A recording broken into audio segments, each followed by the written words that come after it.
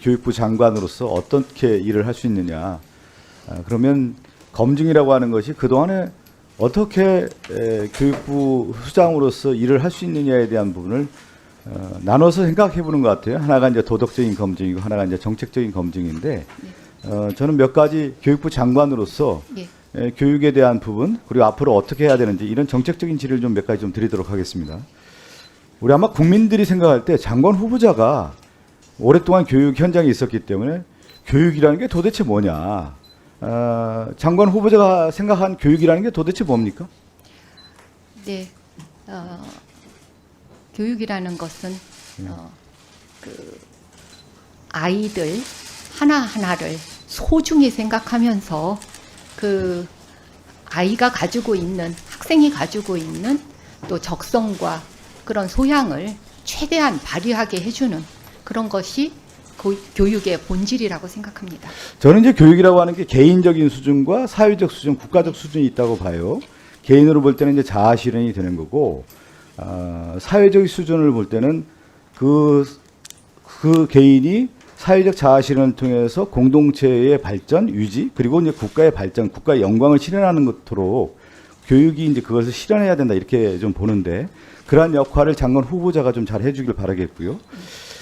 그러면서 이재명 정부가 이제 들어서서 교육부 장관 후보자로서 이재명 정부가 가야 할 교육 정책이라고 하는 것은 어떻게 지금 파악하고 계십니까? 예, 대략 몇 가지를 좀 설명드리겠습니다. 네. 제일 처음이라고 강조하고 싶은 것은 공교육 강화입니다. 국가 책임을 강화하면서 공교육이 체감되게 하고 그러므로 해서 사교육 부담을 줄인다든지 하는 공교육 강화 측면이고요. 두 번째는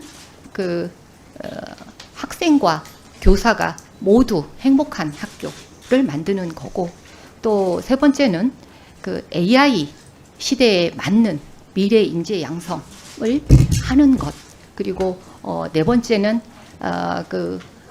교육을 통해서 지역 혁신을 만들어서 국가 균형 발전을 만드는 것 이러한 의지를 모두 포함한 정책이 수립되어 있습니다. 네.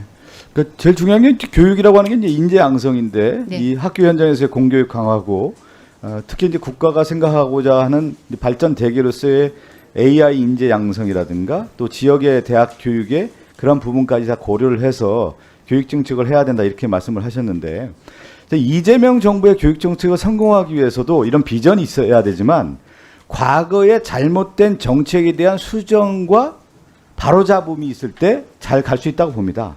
그러니까 윤석열 정부의 이 3년이 대한민국의 10대 강국을 만들 수 있었던 교육의 그 질적 강화들이 완전히 무너졌다고 저는 보고 있거든요. 예를 들면 의대 정원에 2,000명을 어느 날 갑자기 발표한다든가 만 5세 입학을 어느 날 발표한다든가 누가 제대로 일을 하는지도 제대로 모를 정도로 그다음에 유보통합은 완전히 무너졌고 AIDT 교과서에 대한 부분도 제대로 된 정책을 하나 하지 못하는 그런 실정을 보였단 말이에요.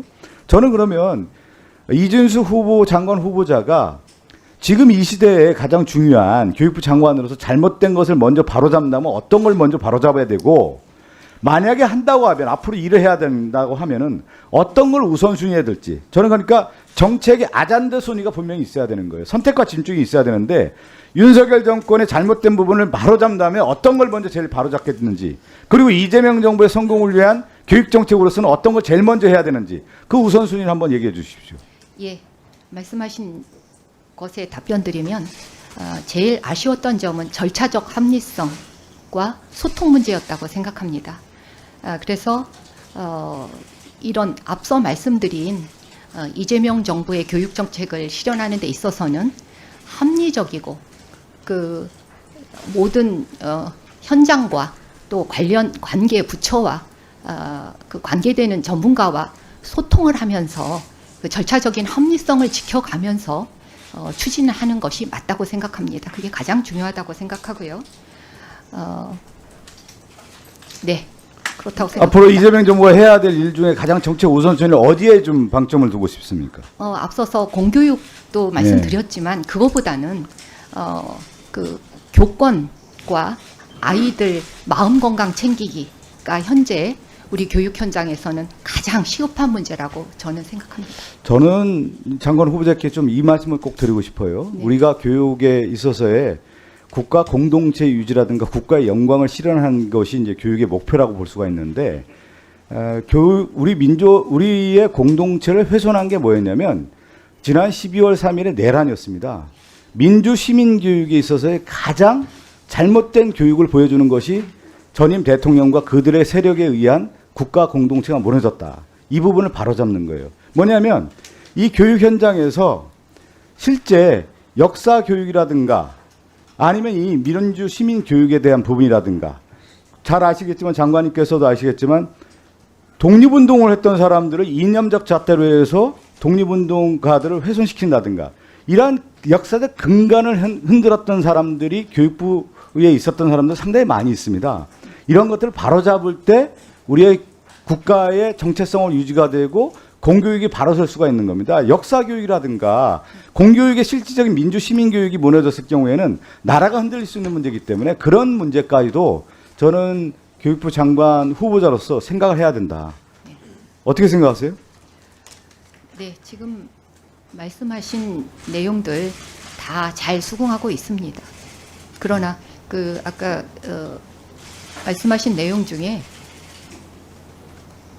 그러니까 제가 말씀드리는 건 네, 교육부 장관으로서 여러 정책 아젠다 순위에 대한 선택과 집중도 필요하지만 잘못된 부분에 대한 바로잡음에 대한 올바른 철학을 통해서 그것을 수정하고 개선하지 않을 때 교육 자체가 무너지는 것이다. 그렇기 때문에 윤석열과 같은 이런 내란 사태가 벌어지는 문제이기 때문에 교육부 장관이 정확한 철학과 역사를 가지고 교육관을 가지고 임할 때 그것을 바로잡을 수 있다는 부분이 있죠. 그것을 교육 현장의 장관 후보자로서 말씀해 주시고 그것을 추진시킬 수 있도록 최선을 다하자는 말씀입니다. 예, 사회적 합의에 의해서 만들어진 헌법적 가치, 그런 민주주의와 그리고 역사적인 역사관 이런 것들을 올바로 교육시키는 게 중요하다고 생각합니다. 네, 박성주 의원님 수고하셨습니다.